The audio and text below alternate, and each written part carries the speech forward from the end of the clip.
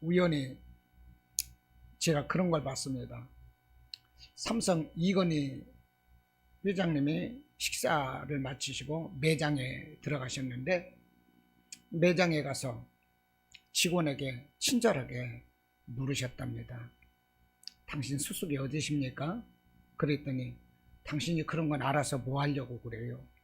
당신이 내 상관입니까? 월급 주는 사람입니까? 이제 삼성 이건희한테 그러는 거야. 이제 핸드폰 만지작 했는지 어쨌는지 모르겠어요. 정신 못 차리니까. 이제 매장을 둘러봤는데, 매장에 작동이 안 되고 고장난 제품들, 작동이 안 되는 제품들이 많으니까, 이 매장에 작동 안 되는 제품들이 많은데 이게 다 고장난 것입니까? 그랬더니, 뭐 그렇게 관심이 많소? 그냥 볼일이나 보고 가면 되는 거지. 응? 살 테면 사고, 응. 그러면 되는 거지. 뭐 당신이 나 월급 주는 사람이요? 왜 그런 걸 신경 쓰느냐고. 볼일이나 보고 가라고. 그래서 이건희 회장님이 아무 말 없이 나와서 그 매장을 철수시켜버리고, 그리고 그 직원은 고향 앞으로 했다는 거예요. 예, 여러분, 우리가 알아봐야 될 분은 알아봐야 되는 거 아니겠습니까? 저는 이 말씀을 보면서 생각을 했어요. 우리가 알아봐야 될 분을 알아보자. 우리에게 생명 주시고, 그분은 우리의 주인이시거든요. 하나님이십니다. 그분은 우리를 심판하십니다. 마지막 날 우리를 다시 살리시는 거예요. 할렐루야. 우리가 그분과 더불어서 천년 왕국의 그 시대를 열어가는 것입니다. 영원히 사는 거예요. 우리는 알아봐야 될 분, 그 하나님을 알아봐야 돼요. 예수님을 알아봐야 됩니다. 함께 하시는 성령님을 알아봐야 되는 거예요. 여러분, 오늘 이 시간도 하나님을 몰라보는 사람들이 너무나도 많아요. 하나님은 우리의 주인이신데, 우리의 왕이신데, 예수를 믿어야 돼요. 예수를 믿어야 돼요. 그렇게 얘기를 해도 예수를 저기 시장 바닥에 가서 싸요 이런 소리 듣는 것 정도로 아는 것 같아. 설교 말씀을. 하나님의 말씀인 것인데, 사람의 입을 통해서 전해주시는 하나님의 말씀을 시장 통해서 사고 한 봉다리에 10,000원 이런 식으로 알아들어서야 되겠습니까? 너무나도 기가 막히잖아요. 여러분, 하나님이 계시는데 어떻게 예배를 우리가 믿는 사람이 안 드릴 수가 있습니까? 내가 사람의 관계를 생각해서도 그 도리를 다 하려고 애쓰는데, 어떻게 하나님께서 나를 먼저 성전에서 기다리시고 나를 복주시기를 원하고 나를 긍휼히 여겨주시고 나의 잘못을 오래 참아주시고 그러시는 하나님을 우리가 어떻게 배반할 수가 있는 것입니까? 어떻게 예배를 등한시할 수가 있는 것입니까? 이것은 우리가 마땅히 알아봐야 될 분을 못 알아보는 거예요. 못 알아보는 거예요. 우리는 우리의 주인, 우리의 왕, 우리의 하나님, 우리의 생명, 우리의 심판권자 되시는 그 하나님을 알아봐야 되는 것입니다. 할렐루야. 그분을 아는 것이 축복인 거예요. 오늘 말씀이 그렇습니다. 엘리사 선지자가 길을 지나갈 때마다 그 수넴 지역에서 그 한 여인이 살고 있는데, 부부가 살고 있는데, 날마다 그 하나님의 사람 엘리사를 자기 집으로 모셔가는 거예요. 날마다 모셔가는 거예요. 내가 뭐 묻었나? 예. 날마다 그 엘리사 선지자를 모셔가요. 모셔가서 극진히 대접하는 것입니다. 극진히 대접하는 거예요.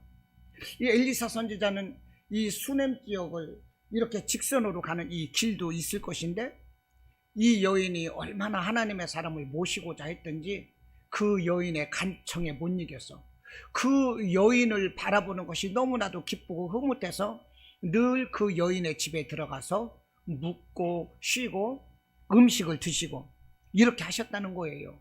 그러다 보니까 하나님의 사람 이 엘리사가 그 여자에게 감동을 먹으시는 거예요. 그래서 이 여자를 어떻게 내가 도와줄 수 있을까? 이 여자에게 어떻게 은혜를 베풀 수 있을까 생각을 하다가 봤더니 이 부부들에게는 자녀가 없는데 나이가 많아서 이미 늙었더라는 것입니다. 그래서 엘리사가 선포를 하는 거예요. 한 해가 지나 이때쯤에 네가 아들을 얻으리라. 오늘 16절 말씀인 거죠. 그러고 나서 17절에서 보니까 정말 한 해가 지나고 나서 그 늙은 부부에게 자녀가 생겼습니다. 할렐루야. 여러분, 아무리 하나님의 말씀이 시대가 지났다 할지라도요, 하나님의 말씀은 어제나 오늘이나 영원히 동일하신 것이고요, 그 하나님의 말씀을 믿음으로 선포할 때 그 효력은 정확하게 옛날 하나님 말씀이나 오늘 하나님의 말씀이나 동일하다는 것입니다. 이 말씀을 우리가 믿음으로 받을 때 우리에게 축복이 됩니다. 할렐루야. 이 말씀을 믿음으로 받을 때 내게 생명이 돼요. 한마디로 내게 뼈가 되고 살이 되는 말씀이 되는 것입니다. 주님의 말씀을 믿음으로 받으면 기적의 역사가 일어나는 거예요. 이스라엘의 가장 어리석고 미련한 그 제사장 하면 사람들이 엘리 제사장이라고 말합니다. 자녀들의 교육도 잘못시켜서 그 자녀들이 엉뚱한 짓하고 못쓸 죄짓다가 그 자녀들이 전쟁통에 나가서 죽고, 그 충격으로 엘리 제사장도 나중에는 비참하게 죽었는데요, 이렇게 어리석고 못난 엘리 제사장일지라도 하나님께서는 그 제사장을 들어 사용하신다는 거예요. 그 제사장이 일할 동안에는 그 제사장을 들어 사용을 하시는 것입니다. 한나 여인이 자녀가 없어서 성전에 나와서 통곡을 하고 있었습니다. 성전에 나와서 통곡을 하다가 오랜 시간 입술을 달막달막하며 성전에 앉아서 기도를 하는데, 성전에 술 먹고 와서 기도하는 것이 마땅치 않다, 이렇게 그 성도의 마음까지도 몰라볼 정도로 어리석었던 엘리 제사장. 그런데 엘리 제사장이 그 한나 여인이 자녀가 없어서 정말로 심히 아픈 마음으로 기도하는 것을 알면서 이 말을 합니다. 평안히 가라. 이스라엘의 하나님이 네가 기도하여 구한 것을 허락하시기를 원하노라. 그럴 때 이 한나 여인이 그랬습니다. 아이고 꼴값하네. 당신 두 아들이나 잘 가르치세요. 이러지 않았어요. 아멘 그랬다는 거예요. 당신의 여종이 당신의 여종께 은혜 입기를 원하나이다. 이것은 무엇입니까? 아멘. 그 말씀이 그대로 되기를 원하나이다. 그대로 되는 것을 믿습니다. 이렇게 받았다는 것입니다. 그리고 집에로 마음 편안하게 돌아갔어요. 울며 불며 탄식했던 이 한나 여인이 그 말씀을 받으면서 아주 마음 편하게 감사하게 기쁨으로 돌아갔다는 것입니다. 그러자 하나님은 그 한나의 그 고장난 생산 공장을 막 고치시는 거예요. 고치셔가지고 1년 후에는 정확하게 그 공장에서 제1호 생산품 사무엘이가 태어난다니까요. 할렐루야. 성경에 글이 되어 있잖아요. 제1호 그 생산품 사무엘이 태어나는 거예요. 그 사무엘이 얼마나 뛰어난 사람입니까? 이스라엘을 구원하는 사사요, 왕이요, 제사장이요, 선지자, 선견자가 되는 것입니다. 할렐루야. 너무나도 놀라운 사실인 거예요. 아무리 엘리 제사장이 못났을지라도 그것을 하나님의 말씀으로 들을 때 기적이 일어나는 거예요. 할렐루야. 여러분은 어떻습니까? 그렇게 말씀을 믿고 있습니까? 자, 이렇게 이제 그 엘리 제사장의 말씀대로 따라서 사무엘이 낳고, 그 사무엘을 그 어머니 한나가 잘 키워서 젖될 쯤 해가지고 다시 성전으로 데리고 와서 하나님을 섬기는 종으로 바칩니다. 그러자 이 엘리 제사장이 또 감동을 먹는 거예요. 아니, 자녀가 없어서 그렇게 통곡하며 울던 사람이 하나님이 자녀 하나를 주셨는데 그 자녀를 또 하나님께 바친단 말이야. 이야, 이거 보통 사람 아니네. 이 보통 믿음 아니네. 그러면서 이 엘리 제사장이 또 감동 먹고 또 축복을 해주시는 거예요. 여러분들은 이렇게 정말 담임 목사에게 감동을 주는 사람들인 것입니까? 여러분, 감동을 주시기를 바라요. 담임 목사는요, 성도들이 만드는 거예요. 아십니까? 담임 목사를 보면서 성도들이 행복할 수도 있고 성도들이 불행할 수도 있는데, 그 담임 목사를 누가 만드느냐? 성도가 만든다는 거예요. 담임 목사를 울게 할 수도 있고 담임 목사를 웃게 할 수도 있어요. 그게 누구 역할입니까? 성도들의 역할인 거예요. 여러분, 이렇게 담임 목사를 감동케 하면 그 복은 내게 결실이 돼서 돌아오는 것입니다. 이렇게 한나 여인이 자기 아들 솔로몬을 젖댈 때 하나님의 성전으로 데려와서 바칠 때 이 엘리제 사장이 또 감동을 먹고 또 축복을 해줍니다. 그래서 사무엘상 2장 20절로 21절에서 이렇게 말을 합니다. 엘리가 엘가나와 그의 아내에게 축복하여 이르되, 엘가나는 한나의 남편이에요. 예, 축복하여 이르되 여호와께서 이 여인으로 말미암아, 누구 때문에? 이 여인 한나의 믿음으로 말미암아 네게 다른 후사를 주사 이가 여호와께 간구하여 얻어 바친 아들을 대신하게 하기를 원하노라. 이 사무엘을 바친 그 사무엘을 대신하기를 원하노라. 그랬더니 그들이 자기 집으로 돌아가매 여호와께서 한나를 돌보시사 그로 하여금 임신하여 세 아들과 두 딸을 낳게 하셨고 아이 사무엘은 여호와 앞에서 자라니라. 할렐루야. 하나님의 사람을 감동케 하니까 아들 셋과 딸 둘을 더 주시는 거예요. 네가 하나밖에 없는 아들을 나에게 바쳤느냐? 그러면 내가 너에게 5을 더 줄 거야. 이게 하나님의 계산법이에요. 할렐루야. 우리 주식에서 하루에 주식이 잘 올라도 3%만 올라도 대박이라고 그래요.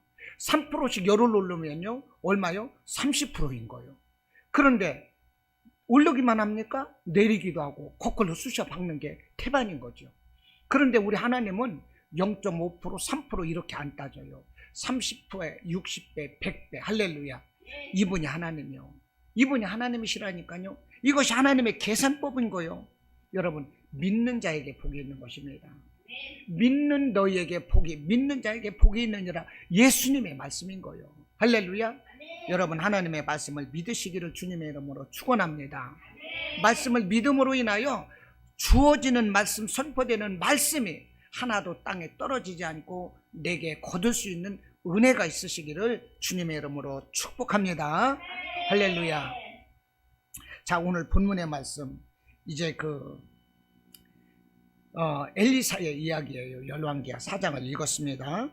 엘리사가 이렇게 축복하는 가운데 어떻게 됐어요? 내년 이맘때에 네가 아들을 안으리라.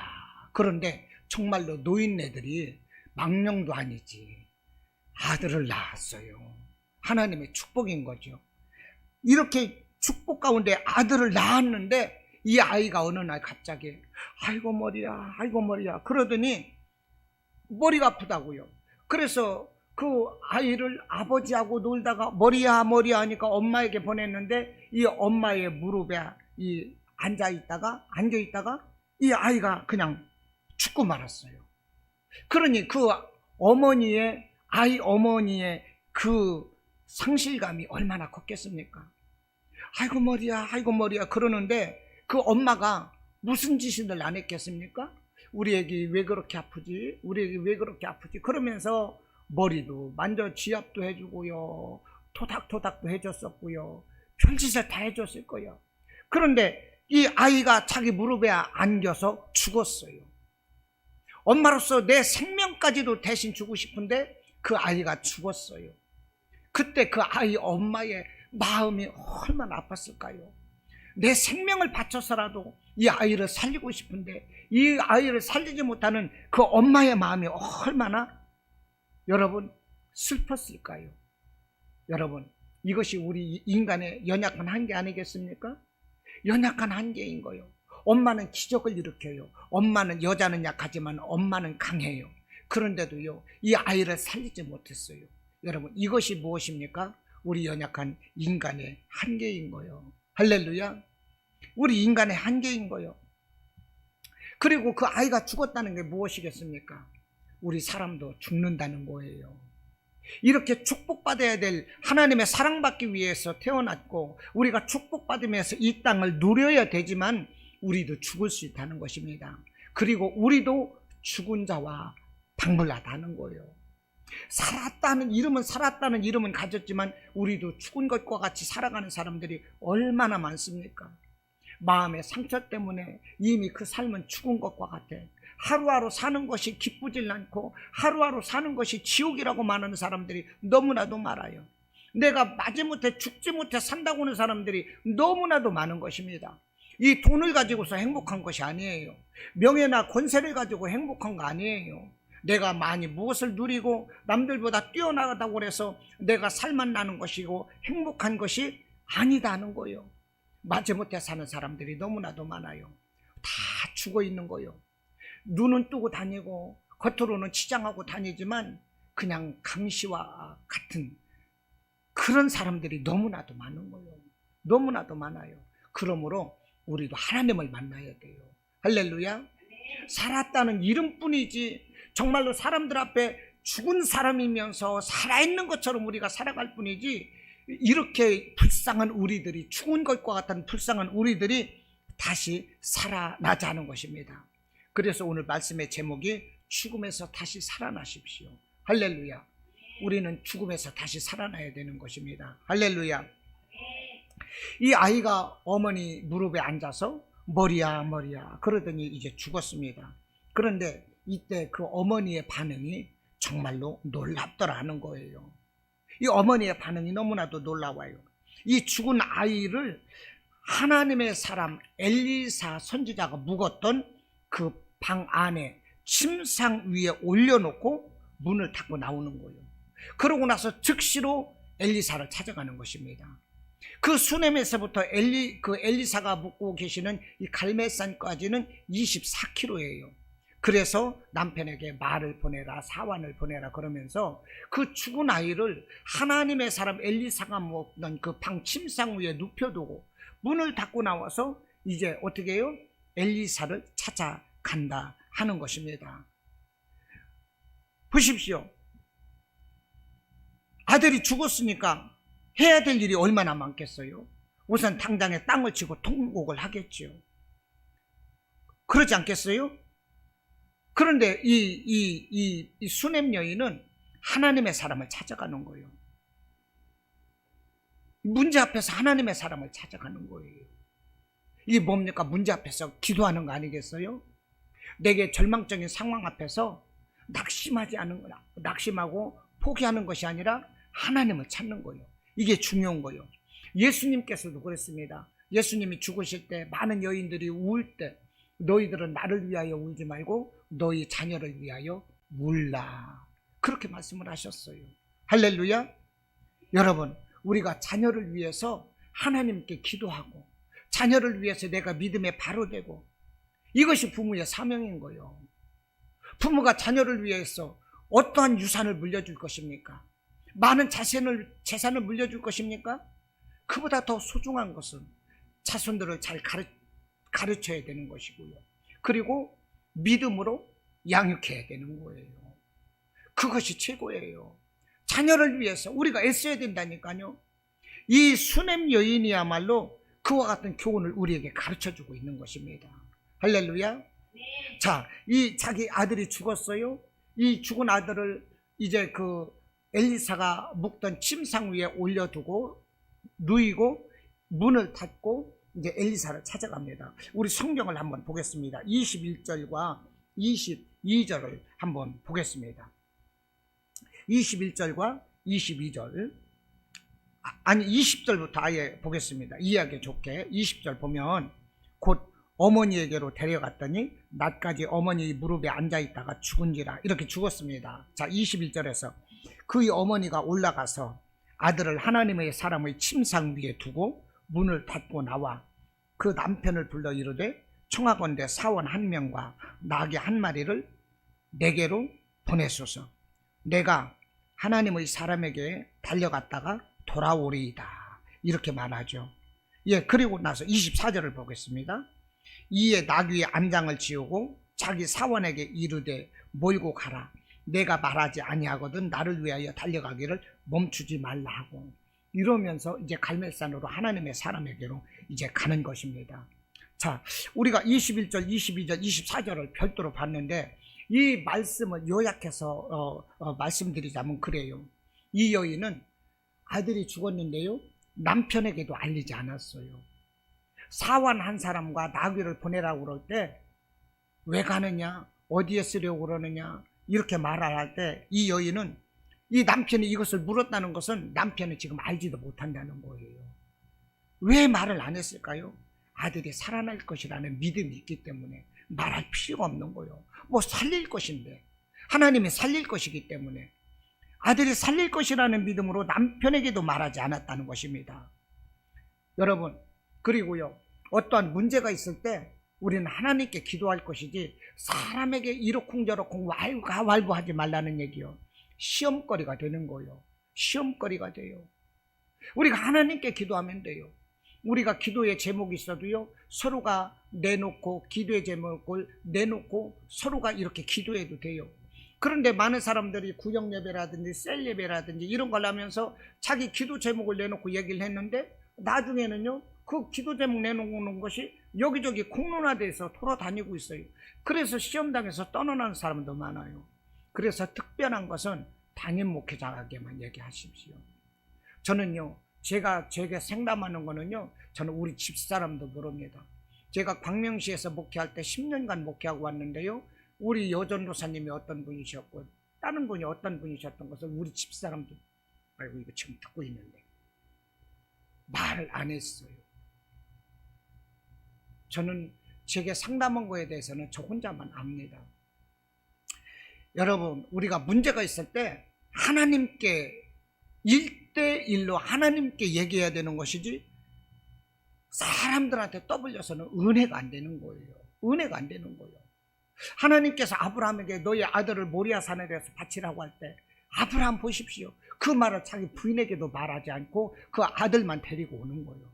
그리고 이 종들 사원들을요, 이렇게 나무찌개를 지어서 그들을 함께 데리고 와서 산 아래에 세우고 아들과 함께 올라가는 거예요. 하나님과 직대면하는 것입니다. 할렐루야. 여러분, 문제가 있을 때 막 사람들에게 아유 나 큰일 났네 나 죽게 생겼네 이렇게 하지 마십시오. 지금 남편에게도 말을 하지 않는 거예요. 하나님께 가는 거예요. 이 믿음의 자세가 필요한 것입니다. 그리고 이 여인은요, 아이가 죽었는데 이 아이를 엘리사 선지자가 누워서 지내던 이 침대 위에다가 누워놓고서 문을 닫고 나갔다는 거예요. 왜 그랬을까요? 이것은 이 엘리사 선지자의 바로 스승이 엘리야인데 얼마 전에 승천하셨거든요. 죽지 않고요. 근데 이 엘리야 선지자가 이 사르밧 과부가 이제 그 아들이 죽었을 때 그 아들을 엘리야 선지자가 묵던 방으로 데리고 가서 침상 위에 올려놓고 기도할 때 그 아이가 살아났다는 소식을 이 수넴 여인이 들었을 거예요. 왜냐하면 은혜는 그 은혜의 말은 천리를 가거든요. 같은 지역에 같은 곳이니까, 좁은 지역이니까 소문은 이미 났을 거라고. 엘리야 하나님의 사람이 승천하셨는데 아이가 죽었을 때 그 아이를 자기 침상에 올려놓고 기도하니까 살아났더라. 이 소식을 알고 있는 거예요. 그렇기 때문에 이 여인이 엘리사를 이 엘리야와 같은 하나님의 사람으로 인정을 했고 이 죽은 아들을 엘리사 이 선생님이 묵으셨던 침상 위에 올려놓는 거예요. 이게 무엇입니까? 다시 살려주실 것을 기대하고 있는 것입니다. 다시 살아날 것이라는 것을 기대하고 있는 거예요. 할렐루야. 여러분, 이와 같은 믿음 있으시기를 바라요. 하나님께 대한 은혜를 기대하십시오. 하나님께서 내게 좋은 것을 주실 것이라는 기대하시기를 바랍니다. 할렐루야. 그것을 믿으세요. 하나님은 부족함이 없어요. 내가 기대하고 내가 믿고 구하는 것은 그대로 주시는 이분이 하나님이신 것을 여러분들 믿으시기 바랍니다. 할렐루야. 그리고 이 침상에 올려놓고 나가서 문을 닫고 나왔어요. 이것은 왜 그렇습니까? 이 아들의 죽음이 알려지지 않도록 하기 위해서 그랬겠죠. 뭐 살아날 것이기 때문에 알릴 필요도 없는 거예요. 그리고 이 죽은 아들을 통해서 누구에게 위로받거나 도움받거나 이것을 원하지 않는 거예요. 왜냐? 나는 하나님께만 매달려서 하나님과 1대1로 이것을 해결해야 될 문제거든요. 하나님께 매달려서 1대1로 해결돼야 될 문제인 것이지 사람으로서는 아무 도움도 안 돼요. 아무 위로도 안 돼요. 힘이 안 돼요. 그렇기 때문에 문을 닫는 거예요. 할렐루야. 그러니까 도울 힘이 없는 인생을 의지하지 말라는 거예요. 오직 하나님 바라보라는 거예요. 이 여자처럼 문을 탁 닫고 그냥 하나님께만 오는 거예요. 얼마나 멋져요. 이와 같은 믿음 있으시기를 바랍니다.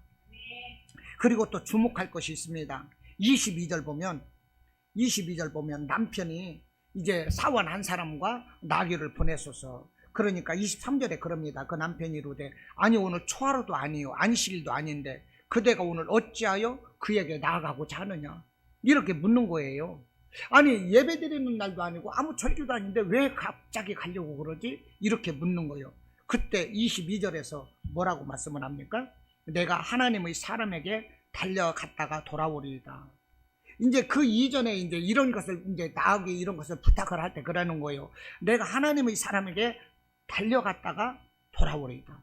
여기서 중요한 게 뭐냐면 말씀을 가만히 깊이 묵상하면 이게 보여요. 내가 하나님의 사람에게 이렇게 말을 해요. 이게 중요하다는 거예요. 지금 이 수냄 여인은 어떤 상황입니까? 아들이 죽었어요. 아들이 죽었어요. 어떤 분들은 이러더라고요. 내가 하나님 앞에 내가 그렇게 기도를 하고 내가 그렇게 헌금을 드리고 내가 그렇게 믿었는데 왜 나에게 이런 일이 있지요? 그러면서 하나님을 떠나는 사람들이 너무나도 많거든요. 하나님을 원망하고 하나님 안 계신 거 아닙니까? 하나님 내 기도로는 안 드시는 거 아니에요? 나 모르겠어요. 이제 나 하나님 안 믿어요. 나 예배 안 드릴래요. 그러고 시험 드는 사람이 많다는 거예요. 그런데 오늘 수냄 여인은 어때요? 자기 아들이 죽었어요. 그렇다고 보면 아니 하나님 내가 이렇게 하나님을 섬기고 하나님의 사람 엘리사를 이렇게 대접했는데 하나님 내 아들이 왜 죽어야 돼요? 나 하나님 안 믿어요. 이럴 수도 있는 거 아니겠어요? 그런데 이 여인의 자세가 내가 하나님의 사람에게 달려갔다 돌아오리이다. 끝까지 하나님의 이름을 배신하지 않는 거예요. 하나님 그분은 나의 하나님인 거예요. 하나님 그분은 오직 나의 하나님이야. 하나님은 오직 하나님일 뿐이지 다른 수식어가 있을 수가 없는 거예요. 오직 하나님만이 나의 생명, 나의 도움, 나의 구원자. 할렐루야. 하나님 그분만이 오직 나의 하나님이신 거예요. 한결같은 이 신앙의 모습 얼마나 아름다우냐 하는 거예요. 할렐루야. 여러분 하나님은 오직 하나님인 거예요. 하나님이 다른 분이 될 수가 없는 거예요. 하나님은 홀로 치존하신 하나님, 존재하시는 하나님, 부족함이 없으신 하나님. 그 부족함이 없는 하나님이 오늘 우리의 예배를 받으시고 우리를 살려주시고 우리의 필요를 보충해 주시고 풍성하게 할렐루야 이분 하나님께 우리가 예배하는 것이 얼마나 감사한 것입니까? 할렐루야. 여러분 문제 앞에서 제가 지금까지 말씀드린 것 떠벌리거나 통곡하거나 사람을 의지하거나 이럴 것이 아니라 은밀한 중에 계시는 우리 하나님께 나가서 무릎으로 나가면 되는 거예요. 문을 닫고 나왔다는 게 뭐겠어요? 은밀한 중에 내가 하나님과 해결해야 될 문제다 이 말이야. 하나님이 아니고서는 안 돼. 이건 하나님이 아니고서는 할 수 없어. 제대로 본 거지요. 죽은 아들을 어떻게 하나님 아니고서 누가 살려요? 그러니까 하나님께 가는 거예요. 이 하나님께서 살릴 수 없다는 믿음이 없다면 침상 위에 올려놓을 것도 없고 문을 닫을 리도 없고 사람들에게 우리 아들 죽었다고 통곡하고 그냥 그럴 거 아니겠어요? 그런데 이 여인은 벌써 다르잖아요. 여러분 문제 앞에서 절망하지 마십시오. 하나님 원망하지 마십시오. 하나님 돌아가신 것처럼 땅이 꺼지게 한숨 짓지 말라 이것입니다. 하나님은 오늘도 살아계세요. 저와 여러분은 하나님께서 소중히 사랑하시는 존재들이에요. 저와 여러분을 위해서 우리 주님께서 당신의 몸을 십자가에 못 박고 피 흘려 찢겨 돌아가셨어요. 우리는 소중한 하나님의 자녀예요. 하나님은 우리를 아름답게 디자인하시고 우리는 하나님의 모델이라는 거예요. 할렐루야. 믿으십니까? 하나님을 내 생명으로 끝까지 여러분 모셔드리기를 바랍니다. 자, 이렇게 죽은 아이를 하나님의 사람 침상에 이제 눕혀놓고 나서 문을 닫고 나왔습니다. 그러고 나서 이 수냄 여인이 뭐라고 그랬습니까? 사환 한 명과 나귀를 보내라 그랬어요. 내가 하나님께 갔다 오겠다. 하나님께 예배 드리는 날도 아닌데 무슨 이유로 가겠느냐. 그러니까 여인이 또 말을 합니다. 여인이 이르되 평안을 비나이다 그랬어요. 평안을 빈대요. 이게 쉽게 나올 수 있는 것입니까? 아니, 자기 아들이 죽었어요. 그런데 잠깐 기다려. 내 마음이 지금 바랄 수 없이 슬퍼. 보통 이렇게 말하는 것이 보통 이 원칙일 것 같은데 왜 가? 그러면 글쎄 나도 몰라. 내 마음이 지금 너무나도 힘들고 고통스러워. 이렇게 말해야 되는데 여인이 이르되 평안을 비나이다. 23절에서 이렇게 말하고 있다는 거예요. 자기 아들이 죽어서 하나님께 가면서 평안을 비나이다. 여러분 그렇게 할 수가 있습니까? 그러나 여인은 이렇게 말을 했어요. 여기 평안이 뭘까요? 우리 박 집사가 말하는 샬롬, 이게 평안인 거예요. 할렐루야, 샬롬. 이 샬롬이 무슨 의미냐? 이 어떤 그 재앙이 닥치거나 전쟁이 오거나 기근이 오거나 뭐 건강에 문제가 있거나 생활에 문제가 있을지라도 그 모든 일체의 염려를 뛰어넘을 수 있는 하나님이 주시는 평강 그 자체, 이것이 곧 샬롬인 거예요. 할렐루야. 그런데 이 여인은 지금 뭐라고 그랬어요? 평안을 가지고 오겠다고 말을 하는 거예요. 이야, 이게 얼마나 큰 믿음이냐고요. 죽은 아이가 다시 살아날 것을 웬만큼 조금 믿었더라면 내가 평안을 가지고 돌아오겠다 이 말 할 수가 없는 거예요. 그러니까 이 여인의 믿음은 어떤 믿음이냐? 산을 옮기는 믿음이라는 것입니다. 할렐루야. 예수님께서 그러셨어요. 산을 옮기는 믿음이 있을 것이다 그랬어요. 응? 지나가시는데 시장 가셔서 무화과나무를 보시고 나서 저 무화과나무에서 열매가 있을까 해서 가보았더니 열매가 없어. 그래서 그 무화과를 저주했더니 돌아오는 길에 보니까 무화과나무가 바짝 말라 다 죽어버린 거예요. 그래서 아니 어떻게 이런 일이 이렇게 있을 수 있습니까? 그랬더니 너희가 믿음이 있으면 이 산을 들어 바다에 던져지라면 그 산이 바다에 던져질 것이다 그랬어요. 그러니까 보십시오. 이 여인의 믿음은 어때요? 자기 아들이 죽었는데 내가 평안을 가지고 돌아오겠나이다. 이게 뭐예요? 산을 옮기는 믿음인 것입니다. 할렐루야. 이와 같이 산을 옮기는 믿음이 우리에게 필요합니다. 우리에게는 산을 옮기는 믿음이 필요해요. 믿음의 사람은요, 정말로 이 믿음이 필요한 것이지 다른 것 필요 없어요. 여러분 문제가 있습니까? 고난이 있습니까? 눈을 들어 우리를 도우시고 살리시는 하나님을 바라보십시오. 그리고 절대적으로 부정적인 말 하지 마십시오. 오늘 이 여인과 같이 평안이니이다. 내가 평안을 가지고 돌아오겠나이다. 이와 같은 믿음의 말을 하라 이것입니다. 고치는 말, 살리는 말, 치료하는 말, 회복되는 말, 잘 되는 말, 부자 되는 말, 이런 말만 하십시오. 하나님은 뭐라고 하셨어요? 너희 말이 내 귀에 들린 대로 시행하리라. 하나님 말씀인 거예요. 그러니 우리가 하나님께 어떤 말을 들려드릴 것입니까?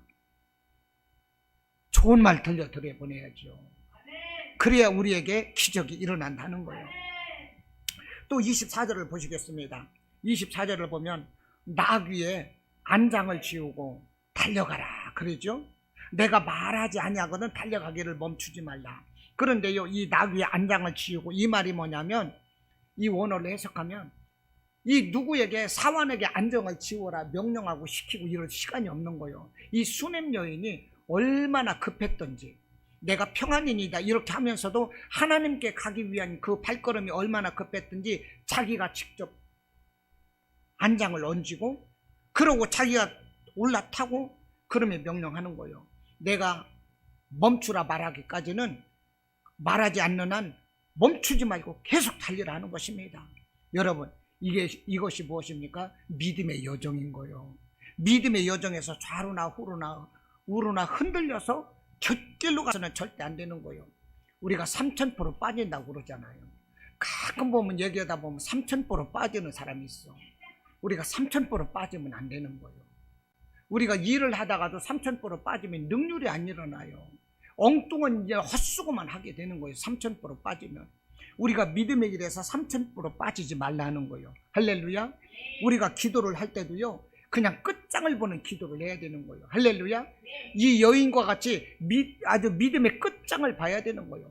하나님의 사람에게 나가기 위한 이 끝장을 보고자 하는 이 결단 같은 것이 이 여인에게 보이지 않습니까? 이와 같은 믿음이 저와 여러분에게 있으시기를 축원합니다. 그리고 오늘 우리가 25절까지를 봤는데 27절을 보면 이 말씀을 합니다. 27절에서 뭐라고 말씀을 하느냐면 27절에서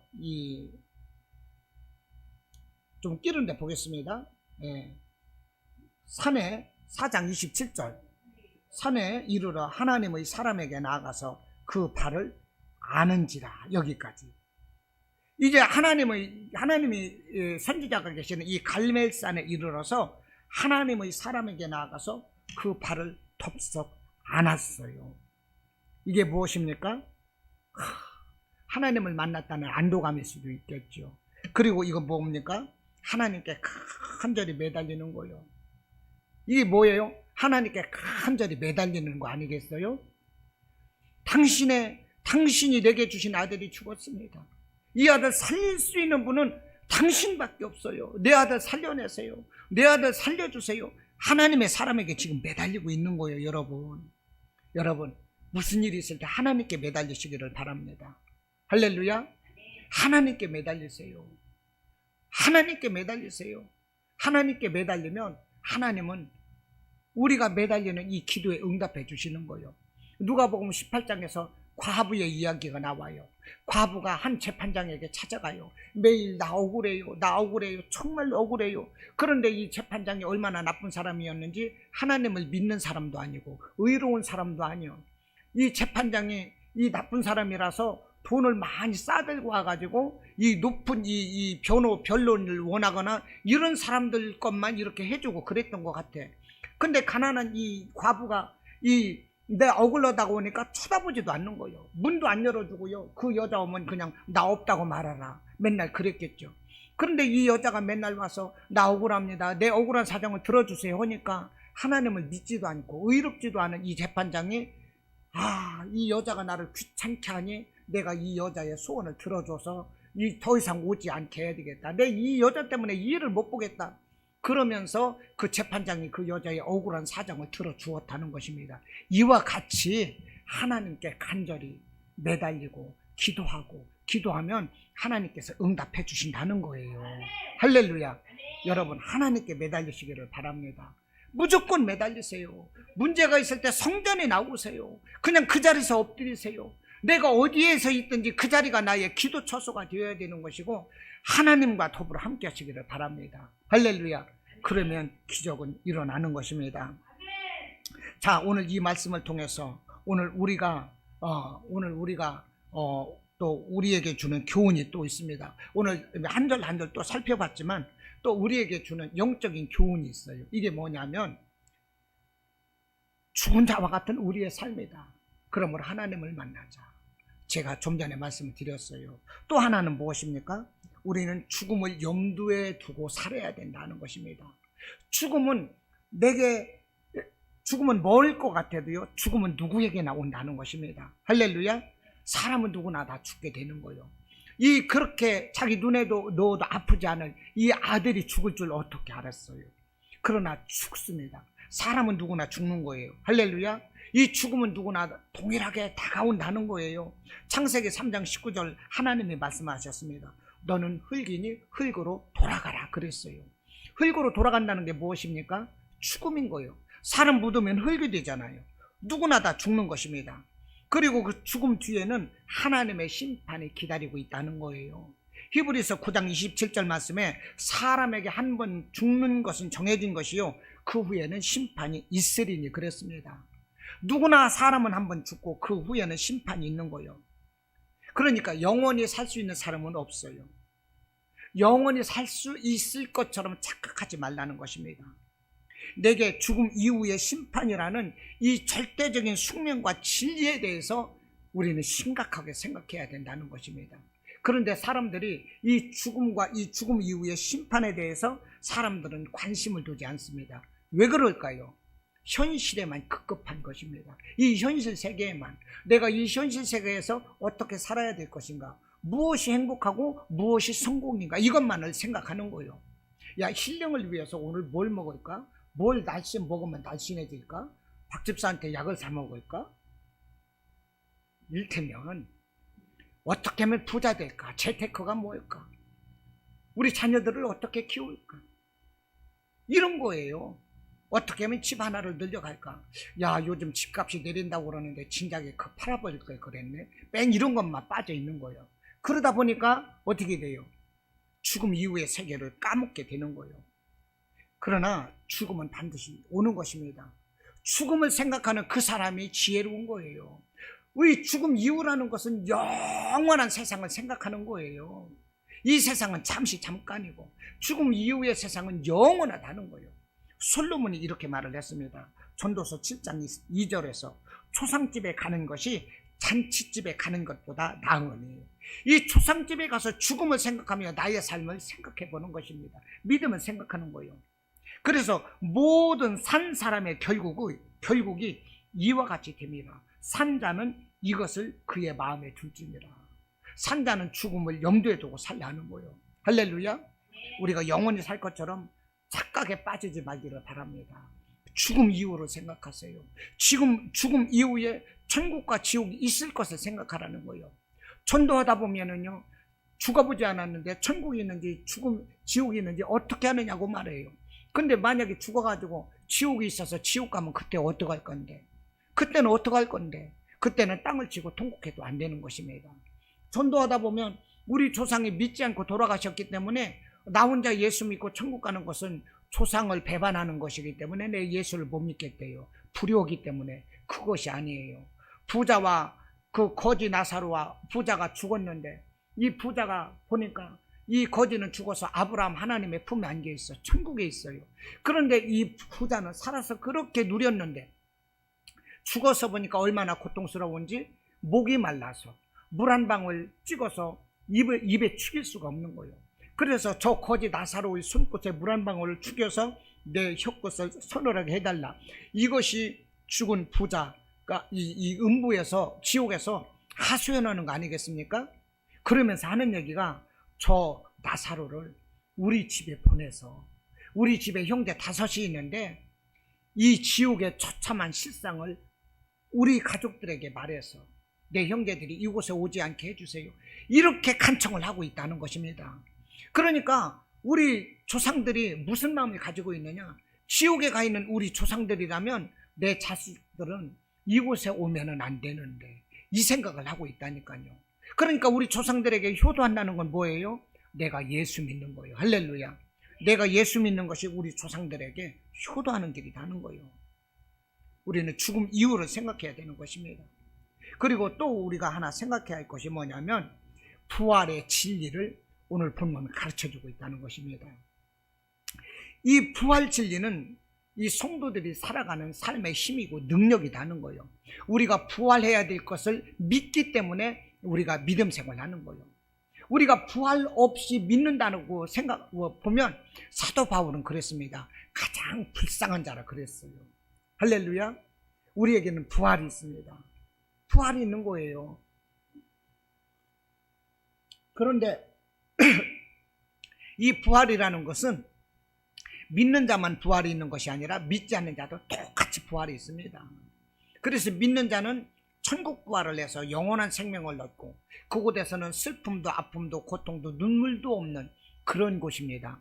그러나 믿지 않는 자가 이 지옥 간 자도 부활을 하는데 그곳에서는 영원히 고통 가운데 사는 거예요. 부활을 해가지고 영원히 고통 가운데, 그 사람들은 심판의 부활인 것입니다. 그러므로 우리가 부활의 진리를 깨닫고 우리 살아생전에 열심히 잘 믿어야 되는 거예요. 할렐루야. 그것이 축복인 거예요. 지금 이 수넴 여인이 자기 아들이 죽었는데요, 자기 아들을 살리기 위해서 하나님의 사람을 찾아가는 거예요. 살리기 위해서. 여러분, 우리는 이 세상을, 이 천국에서 다시 살기 위해서 우리는 살아가는 거예요. 할렐루야. 우리는 천국에서 다시 살기 위해서 이 세상을 살아가는 거예요. 천국에서 다시 살기 위해서 우리가 힘들어도 참고 인내하면서 믿음 생활을 하고 있다니까요. 할렐루야. 그러므로 우리의 인내의 끝은 천국이라는 거예요. 이 천국 가기 위해서 우리가 참는 거예요. 힘들다고 해서 우리가 믿음을 저버리고 교회도 안 나와버리고 예배도 안 드리고 그냥 세상 길로 가면 그 사람은 심판의 부활, 영원한 지옥 고통에 떨어지는 것입니다. 할렐루야. 수넴 여인은 자기 아들이 살 것을 기대하고 있습니다. 그것을 믿고 있어요. 여러분, 우리가 살아가는 것이 무엇이겠습니까? 오직 하나님이신 거예요. 예수님이신 것입니다. 예수님께서 요한복음 14장에서 말씀을 하셨어요. 내가 너희를 위하여 거처를 예배하러 가노니. 거처를 예배하면 내가 다시 와서 내가 거처를 예배한 곳에 너희도 인도하여 너희와 함께 있을 것이다. 우리 예수님 말씀인 거예요. 할렐루야. 부활을 소망하며 사시기를 바랍니다. 어떤 불행이나 어려움이 있을지라도 천국에서 부활할 것을 기대하면서 우리의 신앙 삶 가운데 어려움도 넉넉히 이겨낼 수 있는 저와 여러분의 삶이 되시기를 바랍니다. 할렐루야. 우리의 신앙생활은요, 인내가 필요합니다. 우리 마음과 같이, 우리의 생각과 같이, 우리의 바람과 같이 언제나 기쁨만 있으면 얼마나 좋겠어요. 그러나 우리가 살아가다 보면 어려움이 너무나도 많거든요. 내가 원하지 않는 가난이 있고, 원하지 않는 질병이 있고, 원하지 않는 억울함도 있고요. 이것이 우리 인생인 거예요. 그럴지라도 여러분, 우리는 장차 부활되는 날, 우리는 천국이 우리 앞에 기다리고 있어요. 그 부활을 더 기대하시면서 이 세상에서 정말 어떤 어려움도 꿋꿋하게 참고 이길 수 있는 이런 믿음의 소유자들이 다 되시기를 주님의 이름으로 축원합니다. 아멘.